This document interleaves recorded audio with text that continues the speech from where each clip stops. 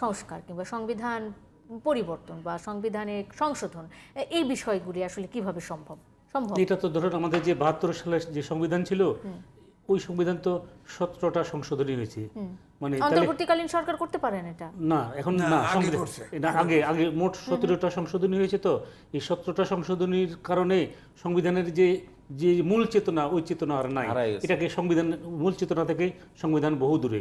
এখন সংবিধান, আমি যদি, যেহেতু আমি বিচার বিভাগে ছিলাম, বিচার বিভাগ নিয়েই বলি যে একটা দেশ কতটুকু সভ্য এবং উন্নত সেটা নিরূপণের মাপকাঠি হলো যে সেই দেশের বিচার বিভাগ কতটুকু হলো মানে স্বাধীন এবং কতটুকু এই এই যে এটাকে আমরা কি বলবো যে জনবান্ধব, যে মানুষের যে অধিকার সুনিশ্চিত করার ব্যাপারে যে কতটুকু বাস্তবসম্মত।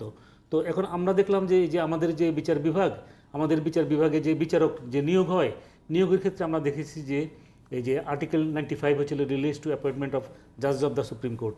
তো সেখানে বলা আছে যে তাকে কি হতে হবে, যে বাংলাদেশের নাগরিক হতে হবে, সুপ্রিম কোর্টে আইনজীবী হিসেবে 10 বছরের অভিজ্ঞতা, অথবা বিচার বিভাগে 10 বছরের অভিজ্ঞতা, এবং বলছে যে any other qualification as may be prescribed by law made by parliament. ওইটা কিন্তু এখনো হয় নাই। তো ওইটা না হওয়ার কারণে দেখা গিয়েছে যে এখন উচ্চ আদালতের যে বিচারক পদে যারা বিচারক হিসাবে নিয়োগপ্রাপ্ত হচ্ছেন, এদের মধ্যে উল্লেখযোগ্য সংখ্যক হচ্ছে হলো নিম্ন আদালতের যে একদম নিম্নতম পদ সহকারী জজ বা আগে যে অ্যাসিস্ট্যান্ট কমিশনার ছিল, তাদের নিয়োগ পরীক্ষার যে নিম্নতম যোগ্যতা, তার চেয়ে নিচের যোগ্যতার ব্যক্তিরা হচ্ছিল উচ্চ আদালতের বিচারক পদে আসীন হচ্ছেন। তাহলে এই ধরনের ব্যক্তি যদি উচ্চ আদালতের বিচারক পদে আসীন হন, উচ্চ আদালতকে তো সুপারিনটেন্ডেন্স অ্যান্ড কন্ট্রোল, অর্থাৎ তত্ত্বাবধান এবং নিয়ন্ত্রণের ক্ষমতা দেওয়া হয়েছে। এবং তো উনি যদি, তার যদি শিক্ষাগত যোগ্যতায় যে অধস্তন আদালতের বিচারকের চেয়ে নিম্নতর হয়, তো তিনি কী ধরনের সুপারিনটেন্ডেন্স অ্যান্ড কন্ট্রোল করবেন? তারপর ধরেন 72 সংবিধানে ছিল, এটা হচ্ছিল যে বিচারকদেরকে সকল ধরনের প্রলোভনের ঊর্ধ্বে রাখার জন্য যে একজন উচ্চ আদালতের বিচারক অবসর পরবর্তী তিনি প্রজাতন্ত্রের কোনো লাভজনক পদে অধিষ্ঠিত হতে পারবেন না। পঞ্চম সংশোধনী দ্বারা বলা হলো যে তিনি জুডিশিয়াল এবং কোয়াজি জুডিশিয়াল পোস্ট হোল্ড করতে পারবেন, অথবা সুপ্রিম হাইকোর্ট ডিভিশন থেকে রিটায়ার করার পরে অ্যাপিলেট ডিভিশনে ওকালতি করতে পারবেন। তো এটা পঞ্চম সংশোধনী বাতিল হলো, কিন্তু পঞ্চম সংশোধনী মাধ্যমে যে বিচারকদেরকে যে এই অবৈধ যে সুযোগ দেওয়া হয়েছে, সেটা কিন্তু এখনো কিন্তু রয়ে গেছে। তারপরে আপনি দেখেন এই যে আমাদের সংবিধানে আছে যে একজন বিচারক শপথ গ্রহণ করাকালীন তাকে বলতে হয় যে আমি বাংলাদেশের প্রতি অকৃত্রিম বিশ্বাস ও আনুগত্য পোষণ করব, যে true faith and allegiance to Bangladesh. তাহলে অকৃত্রিম বিশ্বাস এবং আনুগত্য সবসময় হয়েছিল 10% হতে হবে।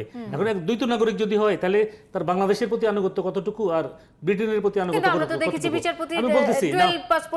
হ্যাঁ, এখন যদি একজন দ্বৈত নাগরিক যদি তিনি যদি সুপ্রিম কোর্টের বিচারপতি না, এটা বিচারকেরা, বিচারপতি হচ্ছিল একজনই প্রধান বিচারপতি। আর এটা সবাই সংবিধানের শপথ সহ 40 জায়গায় বলা আছে যে সব জায়গায় বিচারক বলা হয়েছে। তারা যে নামের সাথে যে বিচারপতি ব্যবহার করে, এটাও কিন্তু সংবিধানের লঙ্ঘন। আচ্ছা, তো এখন কি করতেছে, সেখানে বলা হচ্ছে যে যিনি এই যে দ্বৈত নাগরিক হিসাবে সুপ্রিম কোর্টের বিচারক হিসাবে যে শপথ নিলেন, তাহলে তার এই যে দ্বৈত নাগরিকত্বের কারণে তার এই যে বিচারক পদে আসীন, এটা হচ্ছে হলো অবৈধ।